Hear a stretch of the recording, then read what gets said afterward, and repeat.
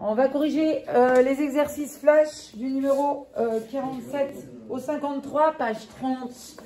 Donc, on vous donne la suite donnée par sa relation explicite, donc au rang n, et on vous demande de calculer U0.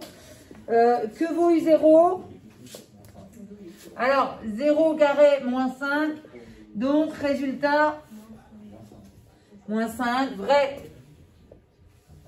Est-ce que c'est vrai que U5 ferait, donc on calcule U5, 5 au carré, moins 5, et on se retrouve avec 20. Donc c'est vrai.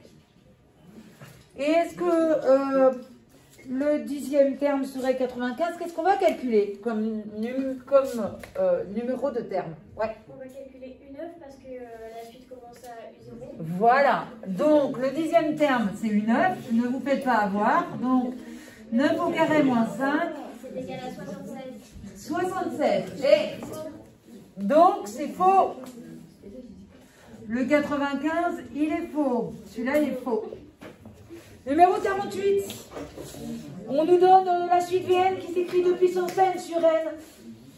Est-ce que c'est vrai que pour V0, elle n'existe pas? Oui, parce qu'on aurait au rang 0 un 0 au dénominateur. C'est impossible. V0 n'existe pas, c'est vrai.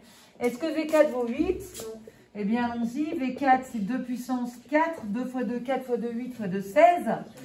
16 quart, ça nous donne 4 et pas 8. Donc, c'est faux. Le 10e terme, qu'est-ce qu'il faut qu'on calcule pour le 10e terme? La numérotation de la suite, elle commence à 1. Donc, le 10e terme, c'est bien, on calcule V10. V10, ça nous fait du 2 puissance 10 sur 10. 1024, parce que vous devez connaître toutes vos puissances de 2 sur... Non, mais bon, à force, on les connaît. Sur 10, et ça nous donne... Donc, vrai ou faux? Donc, vrai. Allez, 49. Alors, le 49, on a les 4 premiers termes. Donc, on va vérifier chacune des expressions. Mais on peut peut-être déjà se demander s'il n'y en a pas qui sont identiques, là, dans la série. C'est pas parce qu'elles ne s'écrivent pas tout à fait pareil qu'elles ne sont pas les mêmes. Regardez un peu, il y en a deux qui se ressemblent. Il y en a une qu'on peut détailler, là, qu'on peut simplifier. La dernière, petit d, regardez, ça nous donne quoi? 5 plus 2n moins 2. Et donc, cette histoire-là, ça nous donne quoi? Ça nous donne le 2n plus 3. Donc, déjà, ces deux-là, elles sont égales. Bon, ça nous fait une en moins à vérifier. Puis après, vous calculez les termes. Alors, pour celle-ci, on commence au rang 0. Ça nous donne bien... Allez, qu'est-ce qui me les énonce? On remplace n par 0, ça donne 3. Ensuite, ça donne bien 5.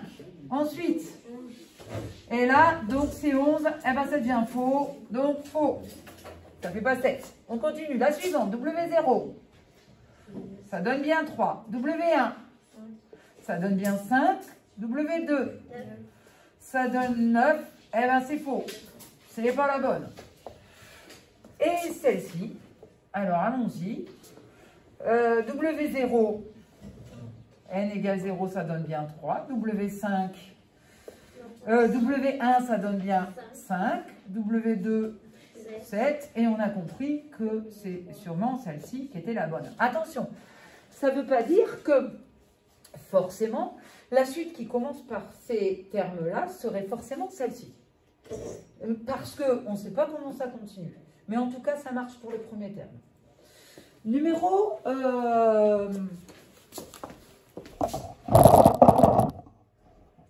50. Les puissances positives de 3, elles s'écrivent 3 puissance n, avec n appartenant à n. De toute façon, ce seraient tous des puissances positives. Hein. Elles seraient peut-être justes. Du coup, si, ce qu'il faut, c'est qu'on n'ait pas un exposant négatif ici. Donc, a puissance 0, c'est 1. A puissance 1, c'est 3 puissance 1 qui fait 3. A puissance 2, c'est 3 puissance 2 qui fait 9. Donc, on en était que... Voilà. Quel est le terme qui précède A6? Ben, c'est A5. Donc 3 puissance 5. 243. Merci. Et A7? 2196. 2000. 187. Là, on veut calculer au rang n plus 1. Eh bien, on se contente de remplacer n dans la formule par n plus 1 et ensuite on simplifie la formule. Donc attention, je mets n plus 1 entre parenthèses parce que c'est n plus 1 que je dois élever au carré. Et après, je fais mon calcul, identité remarquable. Moi, est-ce qu'on voit sur ma vidéo? N carré plus 2n plus 1. Je simplifie.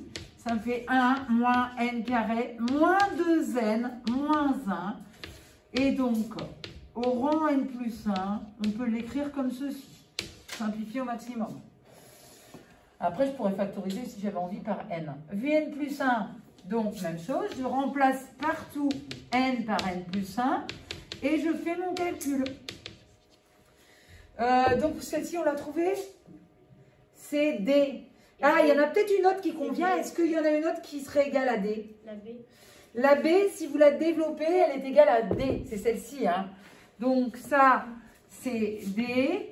Et ça, c'est B. Donc, on a deux réponses bonnes. Et pour celle-ci, est-ce qu'on peut l'écrire autrement que comme ça? Celle-ci, c'est la D. Et est-ce que je peux l'écrire autrement? Comme la B.